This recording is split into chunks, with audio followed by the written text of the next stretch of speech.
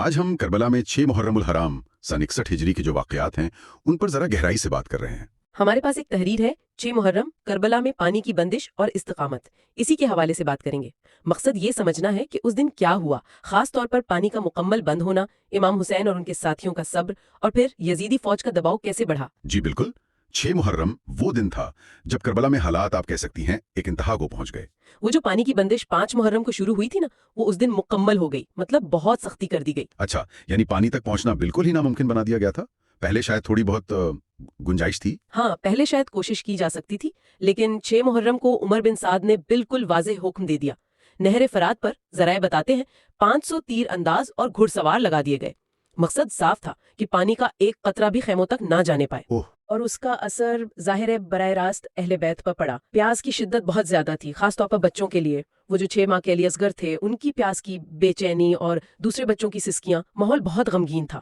تھوڑے توقف کے بعد یہ سوچنا بھی مشکل ہے، پانی جیسی بنیادی چیز وہ بھی چھین لی گئی، تو اتنی شدید مشکل میں امام اور ان کے ساتھیوں کا حوصلہ کیسا تھا؟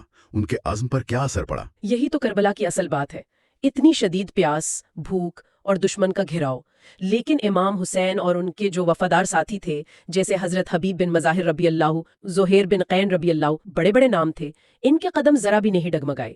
ان کی ثابت قدمی تو حیران کن تھی۔ اس وقت امام حسین نے کچھ کہا تھا اپنے ساتھیوں سے ان کی ہمت بڑھانے کے لیے؟ جی، انہوں نے ان کے حوصلے بلند رکھے، اور ایک قول ملتا ہے جس کا مفہوم کچھ یوں ہے کہ میرے جانثاروں، صبر کرو، ہم بہت جلد اپنے نانا رسول اللہ صلی اللہ علیہ وسلم سے ملنے والے ہیں۔ یہ الفاظ ان کے یقین اور آپ کہہ لیں کہ حق پر ہونے کے اعتماد کو ظاہر کرتے ہیں۔ ایک طرف تو یہ صبر اور استقامت، لیکن دوسری طرف یزیدی کیمپ میں کیا چل رہا تھا؟ کوفہ سے کوئی نیا حکم آیا تھا؟ جی بالکل، کوفہ سے ابن زیاد کے خط پہ خط آ رہے تھے۔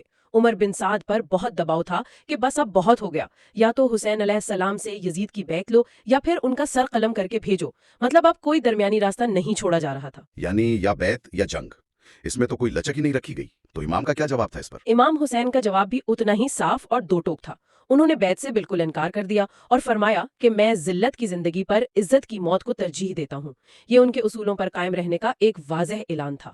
اور اسی دوران میدان میں فوجی طاقت کا توازن بھی وہ تو بگڑتا جا رہا تھا، ہے نا؟ بالکل، 6 محرم تک یزیدی لشکر کی تعداد کافی بڑھ گئی تھی۔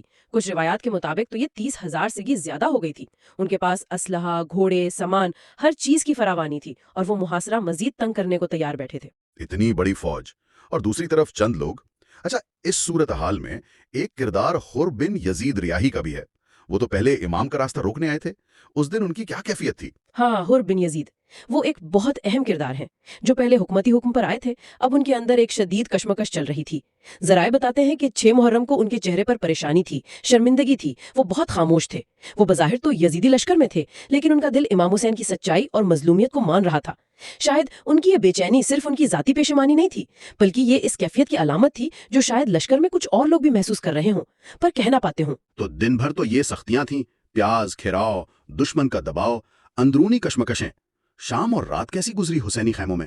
دن بھر کی اتنی مشقتوں کے بعد بھی شام کو امام حسین نے اپنے گھر والوں اور ساتھیوں کو جمع کیا۔ وہاں ایک عجیب روحانی سکون کا ماحول تھا۔ سب نے پوری رات اللہ کی عبادت کی، دعائیں مانگیں، قرآن پڑھا۔ امام نے سب کو یہی کہا کہ اللہ کے فیصلے پر راضی رہو، اسی میں ہماری عزت اور نجات ہے۔ تو اگر ہم آج کی بات کو سمیٹیں تو 6 محرم وہ دن تھا جس نے کربلا کے واقعات کو ایک فیصلہ کن موڑ دیا۔ پانی مکمل بند ہو گیا، یزیدی دباؤ بڑھ گیا، لیکن امام حسین اور ان کے ساتھیوں کا صبر اور استقامت وہ ظلم کے خلاف کھڑے رہنے کی ایک لازوال مثال بن گیا۔ بالکل درست کہا۔